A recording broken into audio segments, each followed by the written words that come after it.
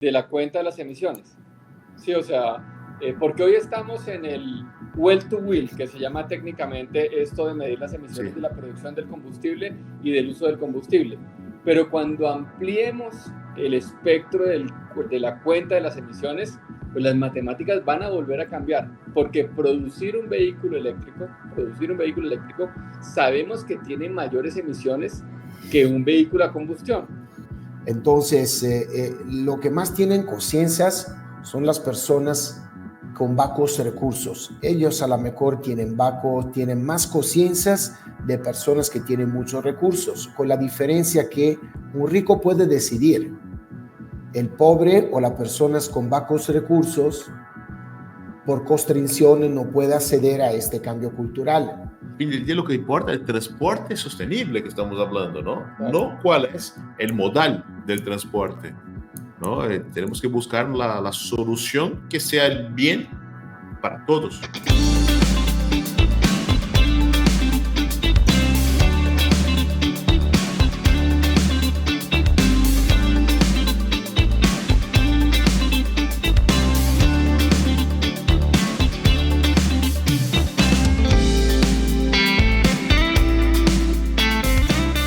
Bienvenidos a Lock Talk Latinoamérica.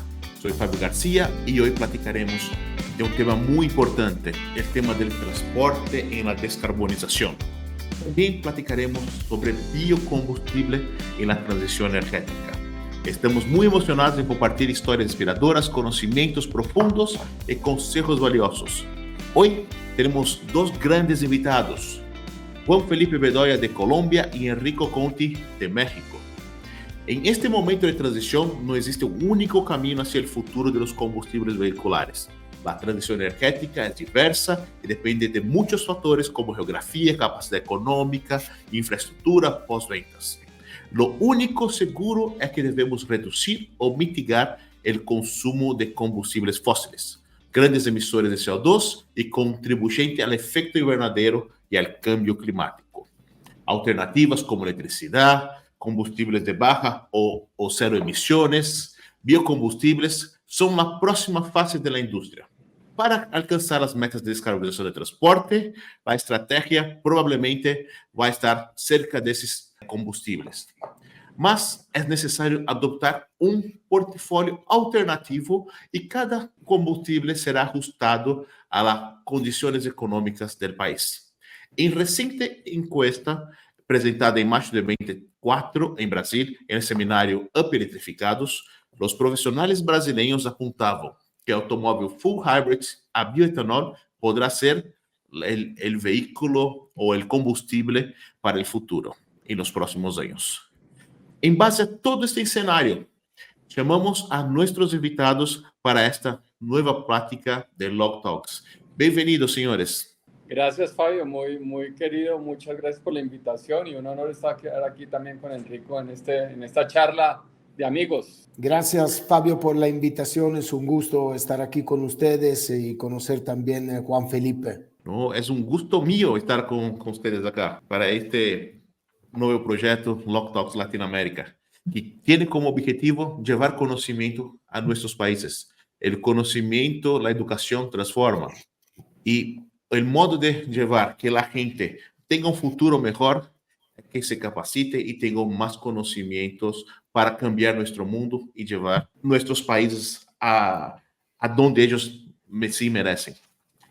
Bueno, chicos, para empezar a platicar, yo quería que la gente conociera un poquito de ustedes, ¿no?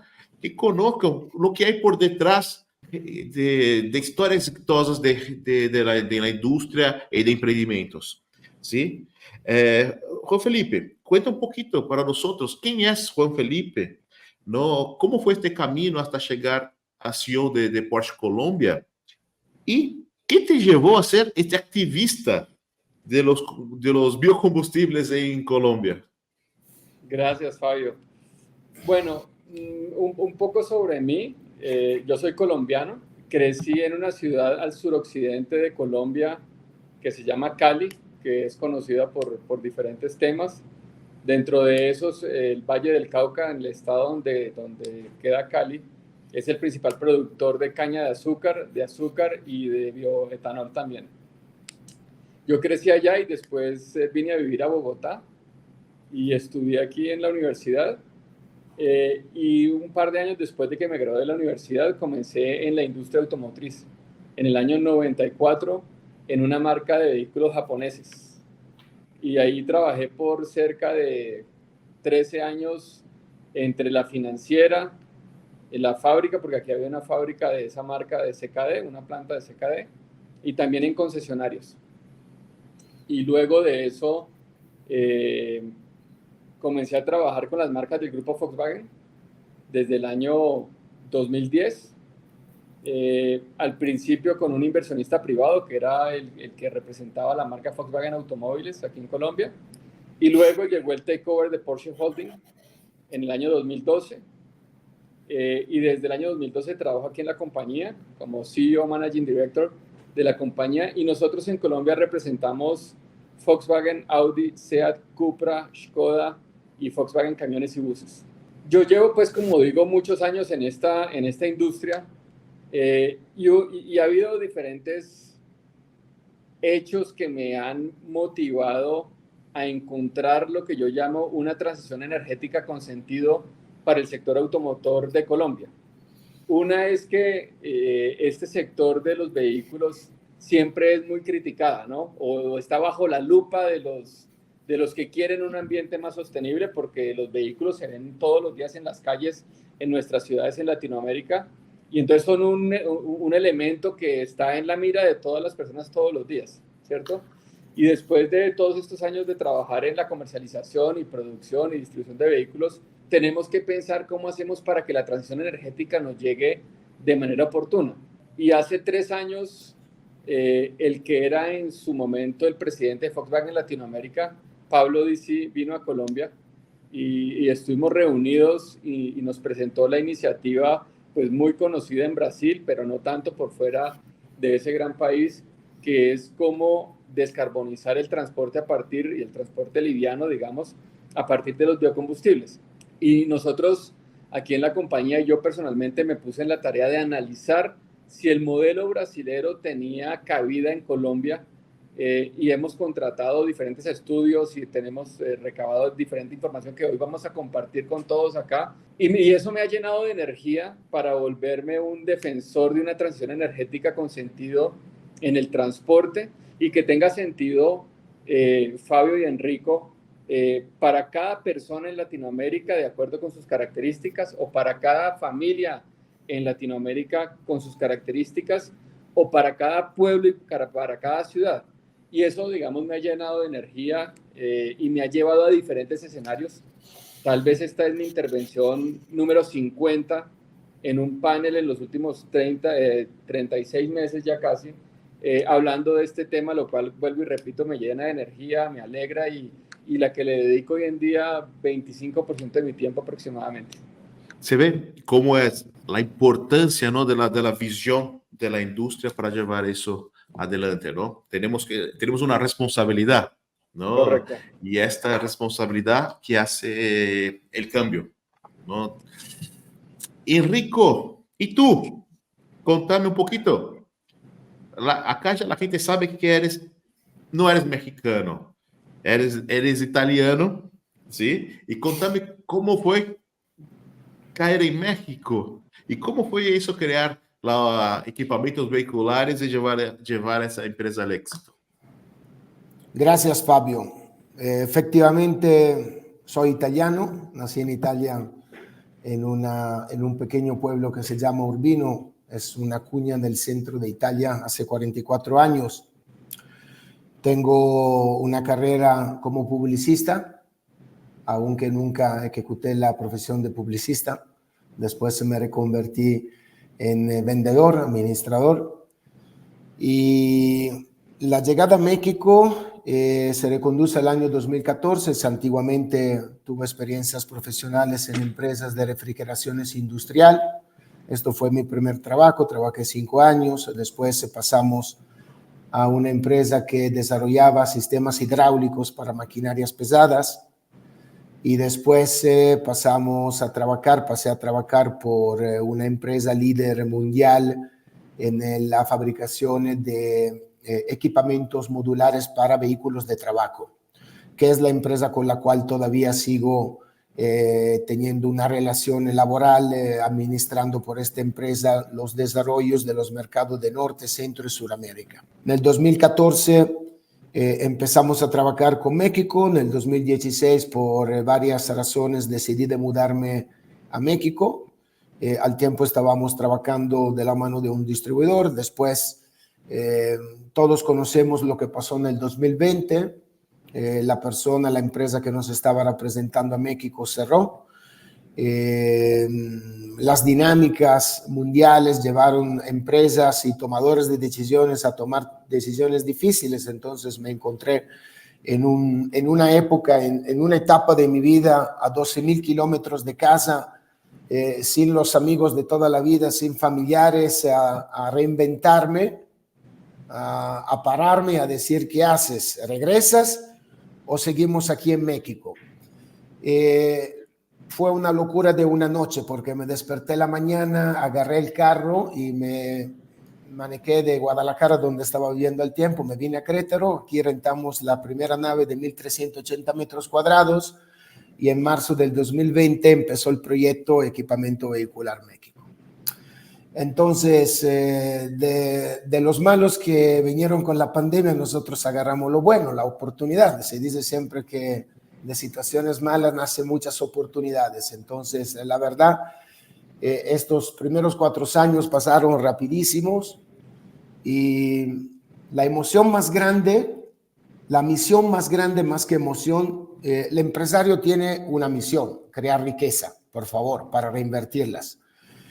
Una de las misiones más importantes que tengo, aún antes de crear riqueza, crear un lugar de trabajo socialmente responsable y dar a nuestros colegas mexicanos, porque la mayoría de nuestros empleados, la totalidad son mexicanos, una espera y una de vida diferente, un reconocimiento social económico diferente. Entonces estamos trabajando también en eso, porque la verdad que eso es, nosotros la definimos como pura diversión, porque en fin el trabajo tiene que gustarte, no puede ser un trabajo. Entonces venimos la mañana con la idea de marcar, de poner un ladrillo en el cambio del panorama del equipamiento vehicular, que en México tú Fabio, y también tú Juan Felipe, saben que México bajo un perfil automotriz es un país potente, poderoso, por su posicionamiento geográfico. Se ha convertido en la nueva China de Latinoamérica, digamos así. El nearshoring aquí está tomando pies para ingresar a Estados Unidos y como puerta de toda Latinoamérica. Entonces, porque realmente hoy en día, señores, los mercados que son más interesantes a nivel mundial es Latinoamérica, el continente latinoamericano y el continente africano, porque todos los otros continentes ya están viviendo momentos difíciles de saturación. Entonces, eso es mi camino, Fabio, hasta la fecha. Hasta la fecha. Sí, un buen camino muy interesante, Rico. Y hablaste de un tema muy interesante, ¿no? De la posición geográfica de México. Otro día me llevaron a una plática. Si miras México del globo, está en el centro del mundo.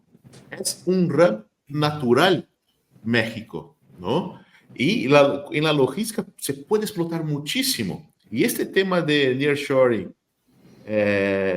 ahora, después de la pandemia, donde vimos que las cadenas de abastecimiento son muy frágiles, ¿no? Tener esta alternativa más cerca de nosotros hace todo el sentido. Y lo que es muy interesante, que México el año pasado exportó más a Estados Unidos que China. Wow. Que eso no es algo pasajero, es algo que vino para quedarse. Y hablando de algo que vino para quedarse, entiendo que los biocombustibles son algo que no es pasajero, ¿no? Tenemos la experiencia acá de Brasil, el bioetanol, o conocido como alcohol acá en Brasil, que es hecho de la caña de azúcar. Es de una primera generación que ya está migrando para una segunda generación de producción de este combustible. Porque este combustible trajo una revolución de combustibles de bajas emisiones en Brasil, con la tecnología Total Flex, donde el vehículo puede utilizar cualquier uno de los combustibles, gasolina o alcohol, independientemente del porcentaje que está. Pero yo no soy la persona más capacitada para hablar de biocombustibles acá. Tenemos una persona muy experta, nuestro activista de los biocombustibles, que nos puede platicar un poquito, ¿no? Don Felipe, me ayuda a entender un poquito. ¿Por Sí, qué los biocombustibles reducen las emisiones, no? sí. Muy bien, Fabio. Yo creo que el primer concepto que debemos presentar para entender el efecto de los biocombustibles en la descarbonización es que normalmente hablamos de cero emisiones en el escape del vehículo. Entonces, los vehículos eléctricos, por ejemplo, dicen que tienen cero emisiones porque por el escape no sale ningún gas. Exacto. Pero esa es una medida limitada del conteo de las emisiones de lo que significa la movilidad. La movilidad deberíamos sumar, por ejemplo, el escape, pero también la producción del combustible, pero también la producción del vehículo y la disposición final del vehículo al final de su vida útil. Sí, o sea, la medición de las emisiones es un asunto complejo. Hay veces se le rehúye un poco la discusión de la metodología de las emisiones y por eso muchas veces los discursos no coinciden, ¿cierto? Pero entonces el concepto que queremos presentar es que hay que medir las emisiones de producir ese combustible, bien sea electricidad para un vehículo eléctrico, gasolina o diésel para un vehículo a combustión, o el alcohol, como lo llaman en Brasil, el bioetanol, que me gusta llamarlo, para los vehículos a combustión también. Entonces, cuando nosotros tomamos la producción del combustible más el uso de ese combustible en un vehículo de combustión, en un vehículo compacto, en Colombia, hemos calculado que la reducción de las emisiones frente al mismo vehículo con gasolina reduce las emisiones 75%. 75%, es muchísimo. ¿Sí? Muchísimo. ¿Por qué pasa eso? Porque cuando la planta de caña de azúcar crece en los campos de Colombia o en los campos de Brasil, etcétera, pues absorbe CO2 que está en la atmósfera, ¿sí? Y lo entierra.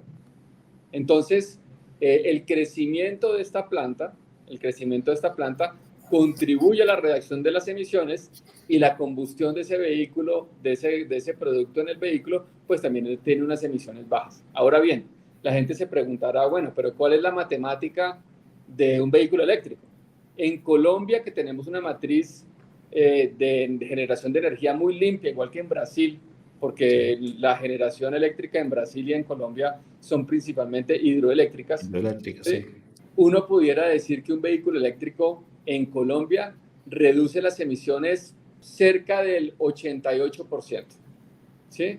Entonces, claro, el vehículo eléctrico es un poco más limpio, pero si queremos ver una reducción también muy significativa, la encontramos en el Total Flex. Ahora, ¿cuál es la razón por la cual creemos que los biocombustibles son una estrategia complementaria?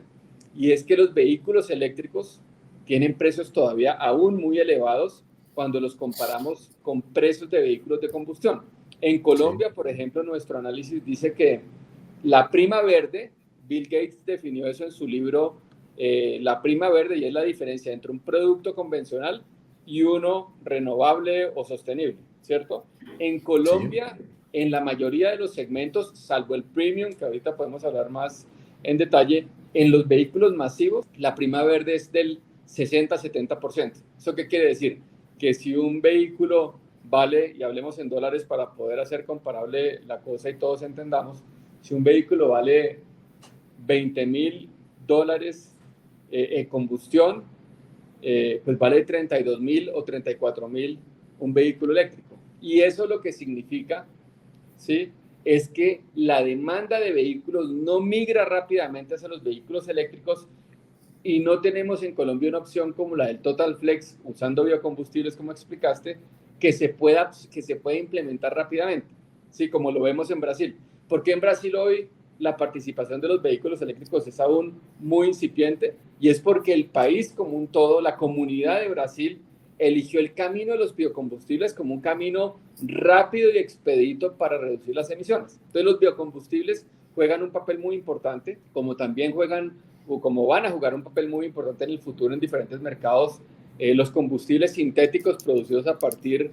de energéticos como el hidrógeno, y también los combustibles renovables producidos a partir también de masa verde, o también puede ser de residuos de otras industrias. Entonces, como tú lo mencionaste, la industria de los combustibles de bajas emisiones, donde está incluido la industria de los biocombustibles, es fundamental, y en un país de bajo ingreso per cápita como Colombia, pues tiene todo el sentido del mundo.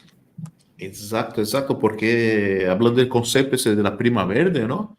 Prácticamente no hay prima, ¿no? Exactamente, es porque el vehículo Total Flex cuesta, el precio es similar porque físicamente el vehículo es el mismo, y la diferencia fundamental radica en el software que administra la inyección del vehículo. Y ya tienes toda la infraestructura necesaria, el postventa, el precio de reventa, todo eso ya está establecido, ¿no?, en la industria. No es una novedad, incógnitas como el vehículo eléctrico aún, ¿no?, para la gente, ¿no? Exactamente. Y eso es muy interesante, ¿no? Y Enrico, en México, ¿no? ¿Cómo es el tema del bioetanol? Por lo que me recuerdo ahí, no es algo muy desarrollado para los vehículos, ¿correcto? Fabio, en México, contra cualquier expectativa, es uno de los últimos países en el panorama de, bueno, Latinoamérica, aunque es geográficamente, geopolíticamente es Norteamérica, lo definimos Latinoamérica. En Latinoamérica, para las producciones de energías renovables desde el ambiente o desde cereales o desde cualquier forma vegetales. La verdad que en los últimos 6 años los proyectos se separaron. Hoy en día estamos viviendo un proyecto muy interesante que en el mundo tequilero. En el 2026 las tequileras mexicanas deberán actualizarse y ponerse reglas con el desechos de los residuos que se generan de la manipulación del agave o del maguey, que es la materia prima con la cual se va a destilar, a fabricar el tequila. Consideramos que a México, por cada hectárea, se pueden cosechar hasta 71.4 toneladas de maguey, y que para fabricar 1 litro de tequila necesitamos entre 6 y 8 kilos de agave. Estos 6-8 kilos de agave generan una masa sólida que se llama bagazo, que es entre 1.2 y 2 kilogramos, y una masa líquida que se llama vinaza, que es el derivado del proceso de destilación de tequila. Ahora, ¿cuál es lo interesante? Es que ya hay iniciativas privadas que están planteando de armar plantas para poder trabajar estos dos desechos con las finalidades de poder recaudar 3 materias primas energéticas, 2 fundamentalmente. La primera es el pellet. El pellet es un comprimido de madera o de distintos derivados muy famoso en Europa, ya ingresó en el mercado europeo hace unos 20 años. De los últimos 10 años el pellet se convirtió de elemento calorífico particular ya se está integrando también en industrias, para que las industrias puedan, desde sus mismos desechos, en algunos casos las industrias que tienen un ciclo a 360 grados, reutilizarlos como fuente calorífica. Entonces, dal bagazo que viene cargado en las líneas de fabricaciones, hay un proceso de fabricación que le va a expeler, la va a eliminar de toda la humedad y se va a fabricar este pellet. El pellet, el plan de negocio es regresarlos a las tequileras, a las cuales se instalarán calderas para que las tequileras sean autónomas bajo el perfil de calefacciones y de poder calorífico. Ahora, la otra parte interesante es las fabricaciones de biogás, dal bagazo y dalla vinaza. El proceso de fabricaciones del biogás, a lo mejor Juan Felipe aquí puede dar escuela a todos, porque la verdad no somos tan profesionalizados como él.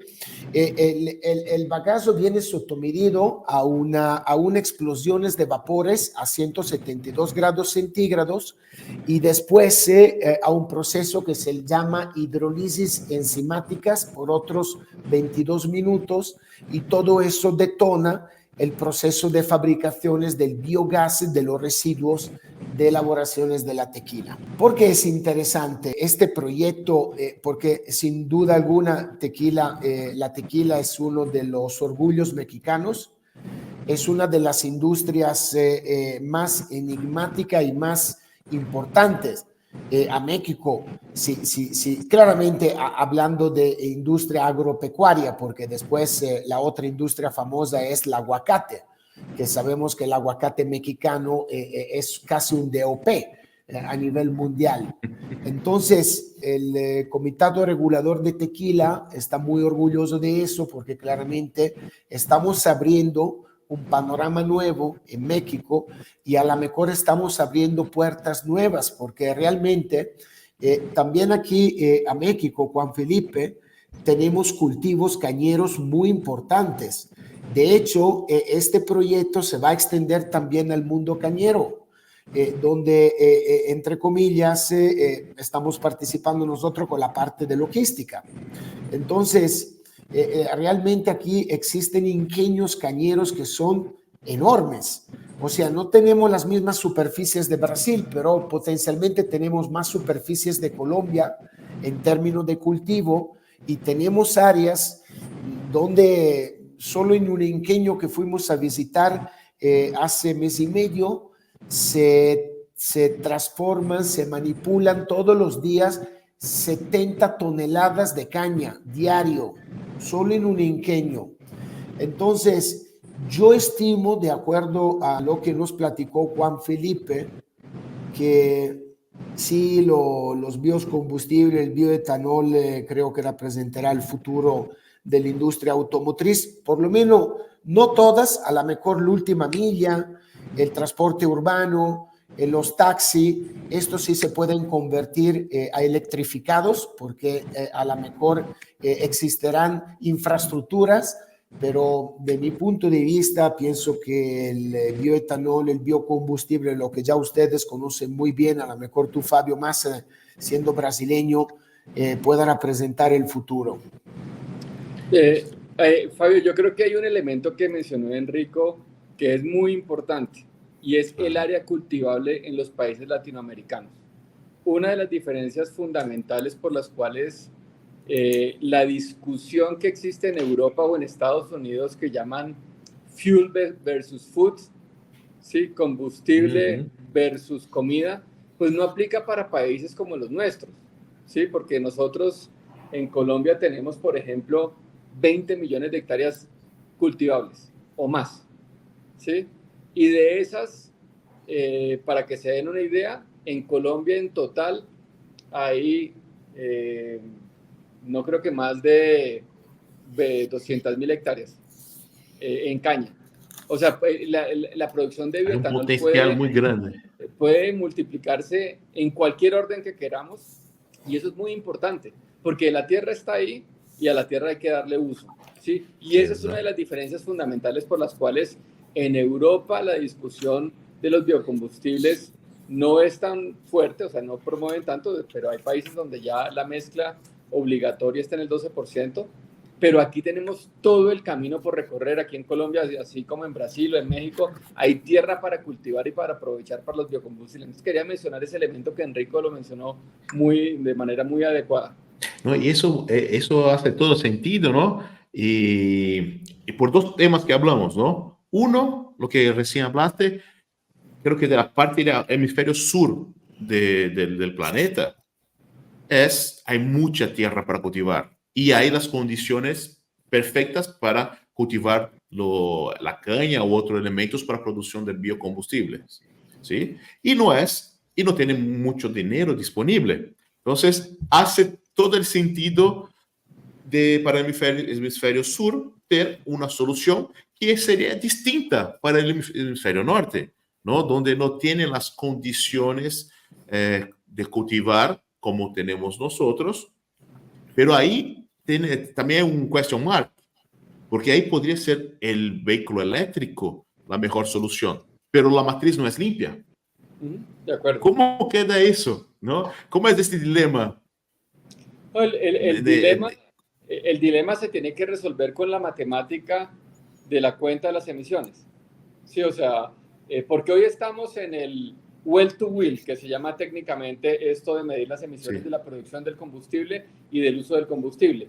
Pero cuando ampliemos el espectro de la cuenta de las emisiones, pues las matemáticas van a volver a cambiar, porque producir un vehículo eléctrico, sabemos que tiene mayores emisiones que un vehículo a combustión, ¿sí? Por el tema de las baterías de litio, que hoy es la tecnología preponderante en el desarrollo de baterías para vehículos eléctricos, y se sabe de manera contundente que un vehículo eléctrico solamente es más sostenible después del año 5 o 6 comparado con un vehículo a combustión, porque se están, digamos, amortizando las emisiones de producir el vehículo eléctrico versus las reducciones que tienen el uso del combustible. Entonces, pues digamos, una vez se amplíe un poco la cuenta, pues los números van a ir cambiando. ¿Sí? En los países del norte de Europa, evidentemente la electrificación del transporte es muy grande, ¿sí? Pero después en algún punto habrá que hacer la matemática. Exacto. Hay que hacer la cuenta, ¿no? No hay que hacer porque es lindo, ¿no? Hay que hacer la cuenta y ver si realmente está apoyando al objetivo de descarbonización del planeta, ¿no? Estamos en un momento de inflexión que el planeta ya no puede esperar más para la reducción del carbono en la atmósfera. Y una cosa muy importante que yo creo que es fundamental exponer es que la transición energética tiene que tener dos elementos fundamentales. Uno es que sea eficiente y otra que sea oportuna. Entonces, cuando a nosotros muchas veces nos invitan a panels y nos preguntan por los vehículos de hidrógeno, le preguntan, ¿y usted qué opina? ¿Usted qué piensa de los vehículos de hidrógeno? Sí, entonces yo digo, son una fantasía cuando puedan realmente concretarse. O sea, van a ser muy buenos cuando realmente podamos tener, pues, sitios donde podamos recargar hidrógeno, sitios donde podamos hacer una serie de cosas, ¿sí? Y cuando el hidrógeno tenga un precio asequible. Pero mientras tanto, ¿qué vamos a hacer? Colombia ha suscrito unos compromisos de reducción de emisiones refrendados en el Acuerdo de París en la ONU, que tienen unas metas muy agresivas en el 2030, metas que en el sector automotor en Colombia ya no se cumplieron, porque el supuesto era que íbamos a tener 600,000 vehículos eléctricos rodando en el país. Eso no se cumplió. Entonces nosotros necesitamos soluciones efectivas en los tiempos en que nos hemos comprometido a reducir las emisiones. No estar en el hype de hablar de las tecnologías de moda, porque es hype hablar de las tecnologías de moda, sino qué podemos hacer hoy, qué podemos hacer mañana, ¿no? Y qué podemos hacer en 5 años, y en 10 años, y en 20 y en 30.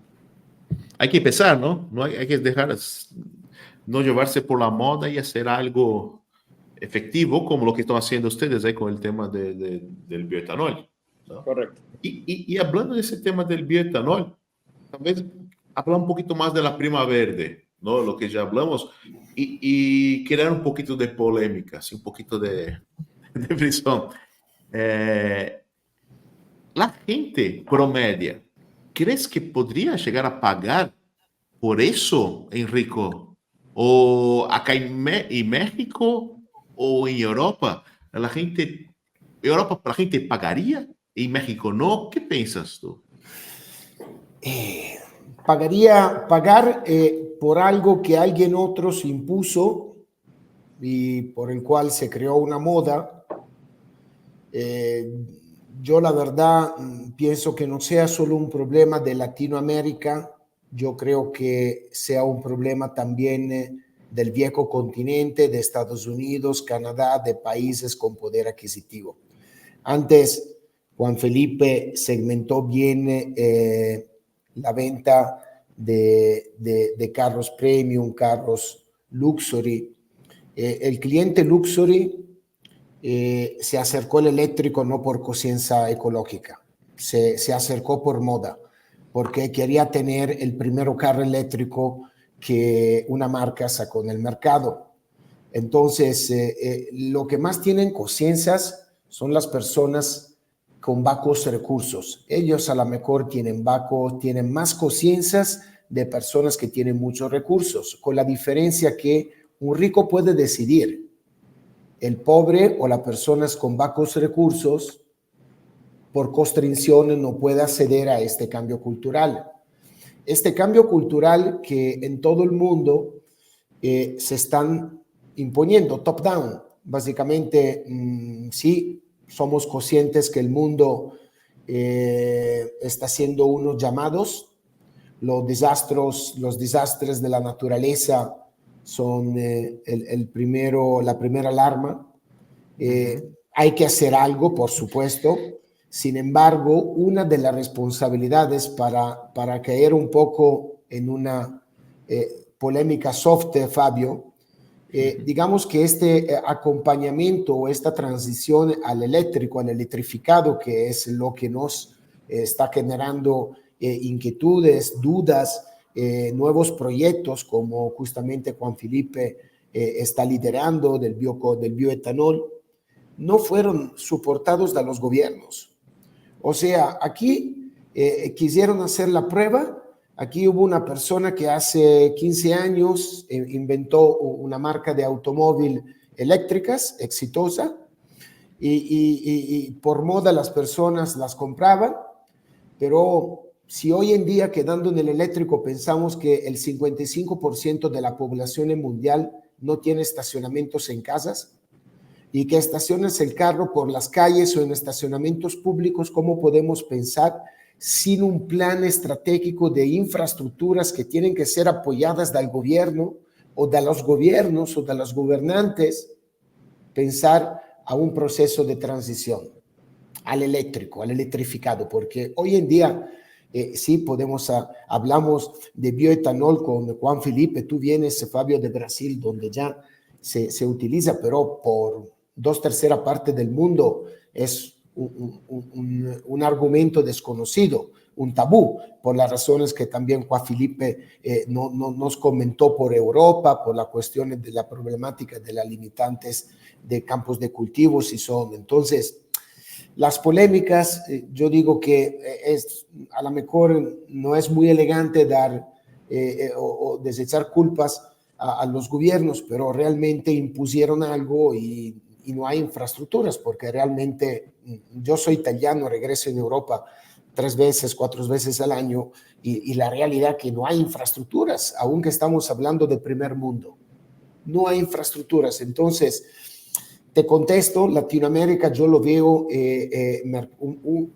un mercado importantísimo en óptica futura. No lo veo tan interesante hoy en día en este proceso de transición, sino que la ayuda la están dando los fabricantes chinos, porque como ustedes bien saben, México en los últimos 20 meses ingresaron casi 16 marcas chinas a fabricar, ensamblar carros aquí a México. Claramente China, aunque tenga sus prejuicios políticos, que todo el mundo conoce y que todo el mundo no acepta o no quiere aceptar. Sin embargo, ellos impusieron una tecnología y dieron infraestructuras, porque realmente el mercado chino, y hoy creo que sea, y Juan Felipe y tú, Fabio, a lo mejor pueden confirmarlo, creo que sea uno de los primeros mercados por venta de autos eléctricos, ¿correcto? De todo, China. de eléctricos y de combustión, China es el mercado más grande del mundo. El mercado más grande, pero de eléctrico. También, ¿Por qué? ¿Por qué? Porque tiene infraestructuras. O sea, hay torres de recarga en cualquier parte, en cualquier esquina de las ciudades. Son un poco como los Oxxo aquí a México, se dice. Entonces, esto es lo que falta, un poco más de sensibilidad y de cercanía, no a la clase luxury, a pocos privilegiados, a todos, porque al final los números se alcanzan con las poblaciones, con los normales, no con los privilegiados. Eso es mi punto de vista, mi dictamen del estado del mercado mexicano y de Latinoamérica. Yo diría, para un poco exponer mi punto, es la gente, cuando se le pregunta por movilidad sostenible, la gente lo primero que dice es vehículo eléctrico. Y hay un sesgo muy grande en la movilidad sostenible. Movilidad sostenible no son vehículos eléctricos. La movilidad sostenible, digamos, en la definición más estricta, debería ser transporte público de bajas emisiones. Porque es que uno debe medir los gramos de CO2 por pasajero kilómetro transportado. Y no puede haber algo más eficiente pues, que un metro en una ciudad como Ciudad de México o Sao Paulo o Bogotá, que el metro está en construcción. No puede haber nada más sostenible. O sea, la mayoría de la gente debería ir en transporte público. Lo que pasa es que la planeación urbana de nuestras ciudades pues ya lo sabemos, caótica, y entonces los sistemas de transporte público no son como en Berlín, que tiene un transporte público, digamos, casi perfecto, ¿no? Tiene tren, U-Bahn, todas las cosas, ¿no? Entonces, buses, ¿sí? Nosotros deberíamos tener un transporte público de bajas emisiones mucho más robusto. Ahora, las personas que no son privilegiadas y tienen ingresos limitados están, digamos, condenados a utilizar el transporte público, cualquiera que sea, en las condiciones que sea, pero son los más sostenibles de todos. Porque es que ir en un bus es más sostenible que ir en un vehículo privado. ¿Sí? Exacto. Ir en un bus es más sostenible que un vehículo privado. ¿Sí? Claro. Mismo que sea diésel. Pero aún así, si los buses son administrados de manera eficiente y no se dejan los buses dando vueltas por las ciudades vacíos, sino que se quitan los buses en las horas donde no hay demanda, en las horas pico, se dejan los buses, en las horas llano, se sacan los buses del sistema, los sistemas de transporte público, aún con diésel, tienden a ser mucho más eficientes porque tienes 200 personas dentro de un bus. Sí, entonces, pues claro, los gramos de CO2 por persona transportada por kilómetro, pues es mucho más baja. Entonces, las personas que tienen ingresos más limitados tienen opciones mucho más sostenibles. En Bogotá, por ejemplo, miles de personas se transportan en bicicleta y hay ciclorrutas por toda la ciudad, miles de personas, muchas de ellas porque ese es el medio de transporte más eficiente que tienen y es el que pueden pagar, porque una bicicleta acá puede andar más rápido que un automóvil privado, una bicicleta en trayectos obviamente de 15, 20 kilómetros, mucho más rápido que un vehículo privado y algunas veces que un público, ¿sí? Entonces la gente aquí utiliza mucho la bicicleta, ¿sí? Y es muy sostenible, muy sostenible. Ahora, cuando vamos a ver la demanda de vehículos en Colombia, está fundamentalmente definida por la capacidad adquisitiva de la clase media alta, porque la clase media baja compra moto. Aquí hay, mejor dicho, en Colombia, por cada automóvil que se venden entre 4 y 5 motos. 4 y 5 motos. La gente podría llegar a pensar que andar en moto es muy sostenible. Puede ser, pero es muy peligroso para la vida humana. Muy peligroso para la vida humana.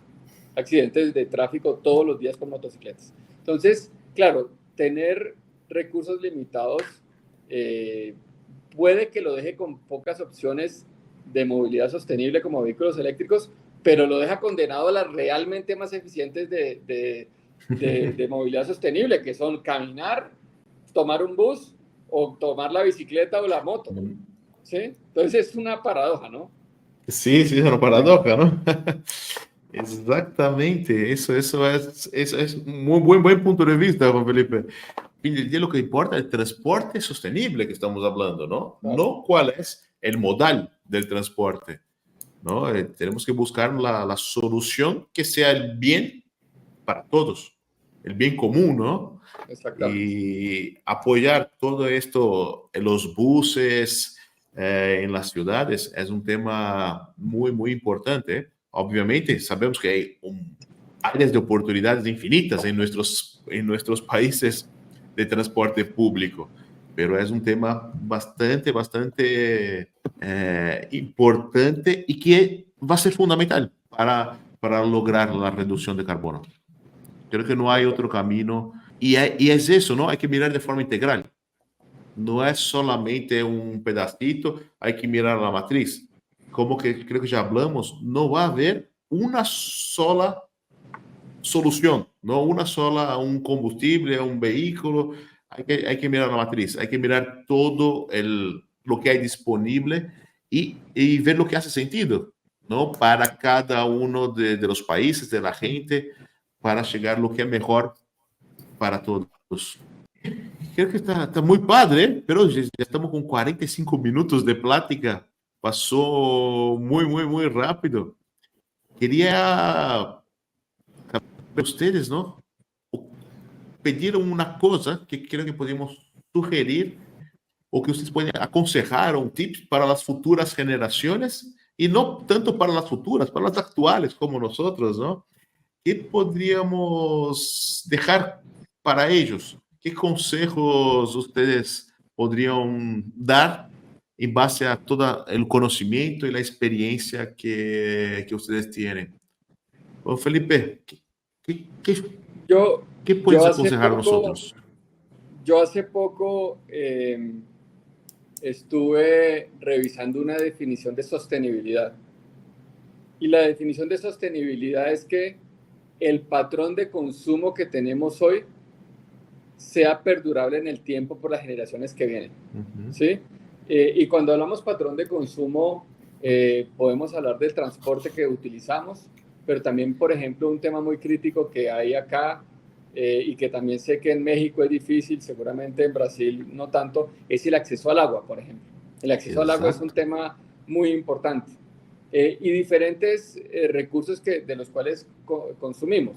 Entonces, si uno piensa que las generaciones futuras no van a poder consumir de la misma manera y en la misma cantidad de lo que lo hacemos hoy, tenemos que cambiar nuestra forma de actuar y nuestra forma de consumir. ¿Sí? Nosotros en la casa, por ejemplo, somos muy conscientes y tratamos de hacer, pues, digamos, de reciclar, tenemos compostaje, obviamente tenemos un vehículo eléctrico, nos encantaría tener vehículos Total Flex, pero aún no está esto liberado en Colombia por parte de las autoridades, nos gustaría tenerlo. Cualquier cosa que contribuya a esa reducción de la huella de carbono en nuestro consumo es muy importante. Y hay un elemento que es realmente determinante y es el activismo, ¿sí?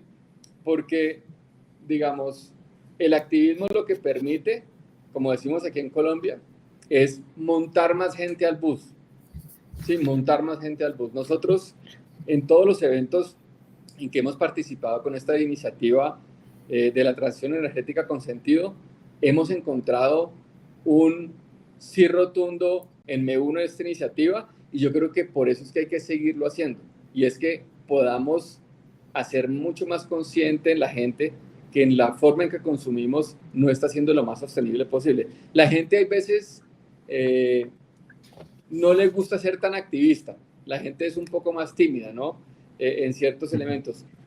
Aunque sea dentro de su familia hay que ser un poco activista, en su comunidad hay que ser un poco activista, de manera que logremos una mayor conciencia y al final cambiar la forma de consumo de las personas que tenemos alrededor. Perfecto. Ese tema que hablaste, ¿no? La conciencia, creo que es muy importante.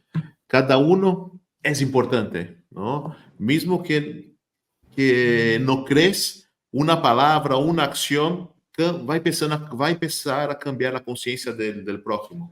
Y la cosa toma escala.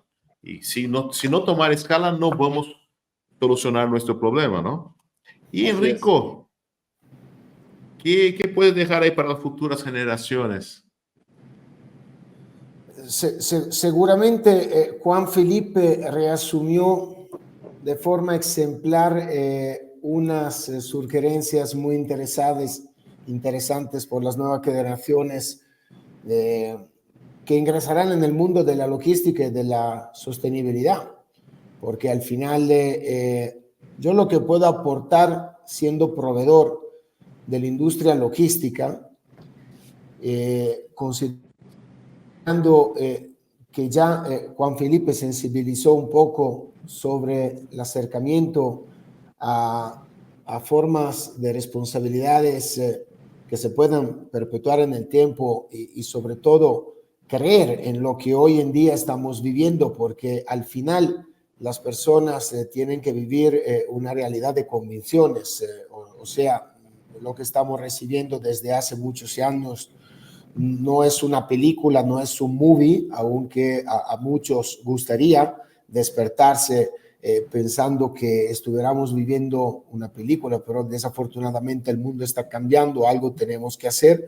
La parte de las fuentes alternativas de combustión ya la tocamos. Otro tema importante es la sustentabilidad también de las unidades que van a transportar digamos, materia primas, que pueden ser alimentos, personas, que pueden ser productos industriales, porque todo esto concurre a mayores emisiones siempre y cuando la logística no es responsable.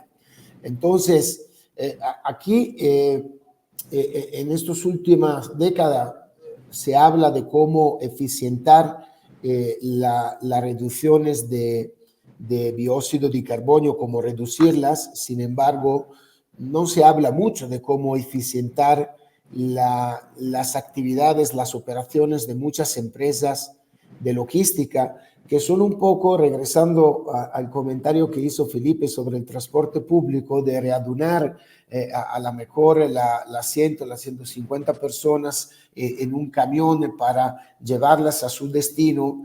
Es de igual forma, es un pensamiento que se debería aplicar en todas las empresas que hoy en día, y se lo digo porque tengo casos concretos, reales, todos los días hablamos de empresas muy grandes que después atrás parecen empresas muy pequeñas porque la verdad trabajan sin una verdadera organización y todo eso, si las personas no asumen una responsabilidad social también hacia eso, en el eficientar sus unidades, de pensar una logística interesante de distribuciones de la materia prima, claramente sí podemos hacer un esfuerzo. Si ustedes que vienen de automotoras de OEM pueden hacer un esfuerzo, romperse la cabeza, pero después va a faltar la parte más importante, que es el usuario. Entonces, esta Fabio, es una pregunta tan difícil cuanto simple de visualizar, porque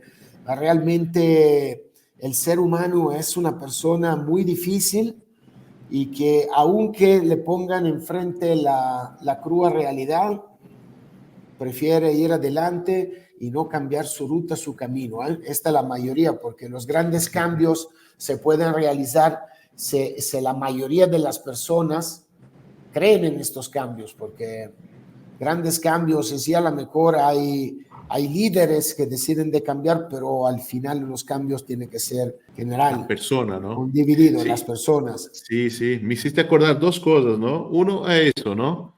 Quien hace el cambio es la persona. Quien es el catalizador del cambio es la persona que está convencida que necesita hacer algo. Si la persona no está convencida, no va a hacer nada, ¿no? Y el otro tema que me hiciste acordar el tema de eficientizar, ¿no? Hoy se habla mucho de voy a cambiar el combustible, ¿no? Pero no se habla de eficientizar lo que ya está en la mano.